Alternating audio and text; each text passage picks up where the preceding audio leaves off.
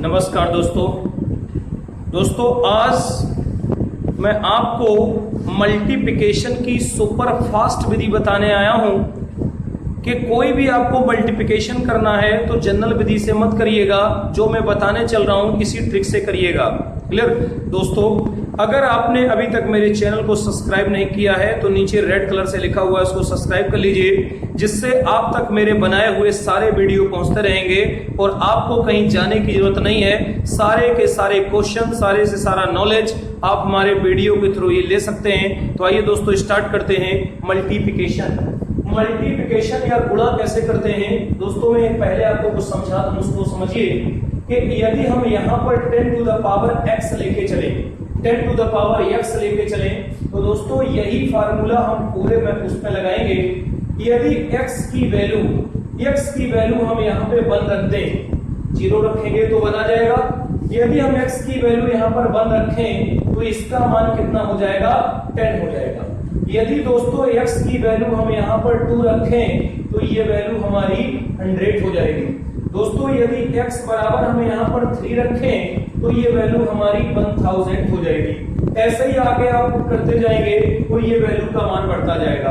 अब ये देखना है कि जब यहाँ पर हम 1 रखते हैं तो यहाँ पर 1 0 आता है, जब यहाँ 2 रखते हैं तो यहाँ पर 2 0 आता है, जब यहाँ 3 रखते हैं तो यहाँ पर 3 0 आता है। तो इसका मतलब है कि जब 3 0 आएगा यह वैल्यू 1000 के इर्द गिर्द लाइक करेगी तो वहां पर यूनिट में हम 3 अंक लेंगे, और जहां पर 100 के इर्द गिर्द वैल्यू, 100 के आसपास वैल्यू आएगी वहां पर यूनिट में या इकाई में हम 2 अंक लेंगे, और जहां पर 10 के इर्द गिर्द वैल्यू आएगी वहां पर इकाई में 1 अंक लेंगे।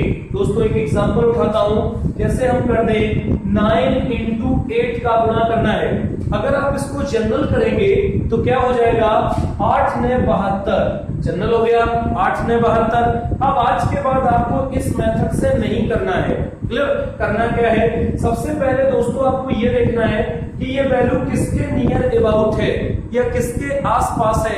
तो ये वैल्यू 10 के आसपास है, तो 10 के आसपास है। इसे 10 बनाने के लिए हमें -1 करना होगा। यदि ये इधर आएगा जुड़ के 10 बन जाएगा, और इसमें हमको क्या करना होगा कि -2 करना होगा। यदि इधर आएगा ये 10 बन जाएगा।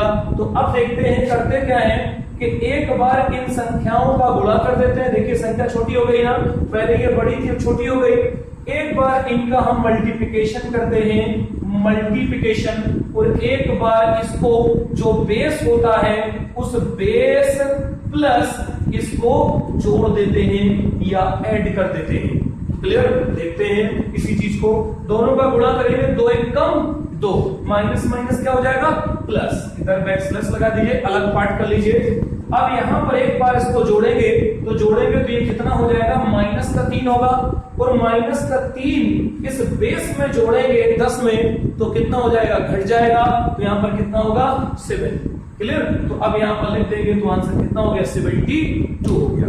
क्लियर, एक और देख लेते हैं, एक एग्जांपल में और ले लेता हूं इसी का। देखिए जैसे दोस्तों अगर हमने यहां पर कर दिया, मान लेते हैं यहां पर कर देते हैं 12 इंटू 15 कर दीजिए, 12 इंटू 15। अब ये हमको हल करना है, जनरल करेंगे टाइम लगेगा। बस ये चेक करना है ये किसके नियर अबाउट है वैल्यू, तो ये नियर अबाउट है 10 के। तो बेस हमने इस समय क्या माना है, 10 बेस माना है। तो देखिए ये 10 बनाने के लिए इसमें क्या है, 2 कम करने होंगे, यानी कि यहाँ पर +2, 2 ज्यादा है। अगर 2 इधर आएगा 2 घट जाएगा, यानी कि 10 हो जाएगा। और ये कितना ज्यादा है, ये 5 ज्यादा है। ये कितना ज्यादा है, ये दोस्तों 5 ज्यादा है। अब यहाँ देखेंगे इधर आएगा 10 हो जाएगा। अब करना क्या है कि एक बार इनका गुणा करना है, तो एक बार इनका गुणा करेंगे तो कितना होगा, 5 दूनी 10, और यहाँ पर बैक स्लैश। एक बार इसको जोड़ना है तो 5 2 कितने हो गए, 7, और 10 में 7 जोड़ेंगे तो टोटल वैल्यू कितनी हो जाएगी, 17। अब इस चीज को आपको याद रखना है कि बेस हमने कितना माना है, 10 बेस लिया है। तो इकाई में क्या होगा, इकाई में 1 अंक होगा, यानी कि ये 0 यहाँ उतरेगी, और ये कैरी के रूप में यहाँ पर आ जाएगा 1, क्योंकि यहाँ पर यूनिट में सिर्फ 1 अंक लेना है। तो यहाँ पर कितना हो जाएगा 1, और यहाँ पर कितना हो जाएगा 1। यही आंसर हो गया। क्लियर। अब दोस्तों मैं एक और आपको बताता हूं, थोड़ा सा बड़ा अब जरा देखें कि अगर आपने यह देखिए एक एग्जांपल मैं और लेता हूं, जैसे हमने कर दिया 22 इंटू 23, क्लियर। अब ये क्या है कि इसका बेस हमने मान लिया 20 है, बेस 20 हो गया। अब देखिए कैसे, यहां पर 10 इंटू 2 लिख सकते हैं, तो अब ये भी आपका हल हो जाएगा इसी मेथड से। तो ये देखो, ये बेस है तो 2 ज्यादा है ना, तो यहां हमने +2 कर दिया। ये 20 से 3 ज्यादा है ना, +3 कर दिया। एक बार इनका गुणा करना है, तो एक बार गुणा करेंगे, 3 दूना 6 हो गया। अब एक बार इसको जोड़ना है, तो 6 5 कितना हो गया, सॉरी 2 3 कितना हो गया, 5 हो गया। अब 5 को 20 में जोड़ देना है, तो कितना हो जाएगा, ये सीधे सीधे हमारा हो जाएगा 25। अब ये 25 अभी आंसर नहीं हो गया, क्योंकि देखिए 2 इसका अलग से है, तो इसमें हम क्या करते हैं, इस पार्ट में 2 से गुणा करते हैं पहले। तो ये 5 दूना 10 की 0 हंसलाई 1, 2 दूना 4 और 1 कितना हो गया 5, और यहाँ पर 6 ऑलरेडी है। अब इसको हल कर देंगे तो 6 0 5, यही हमारा आंसर हो गया। एक और मैं देख लेता हूं, देखिए यहाँ पर इकाई में 1 अंक क्यों लिया गया, क्योंकि 20 में देखिए इसका डेसिमल 10 के जो बेस है वो 10 के रूप में है। अब हम एक एग्जांपल और ले लेते हैं, किसी का भी आप उठा लीजिए। जैसे दोस्तों हम एक और कर देते हैं, आप कहें कि 46 कर दे, ठीक है।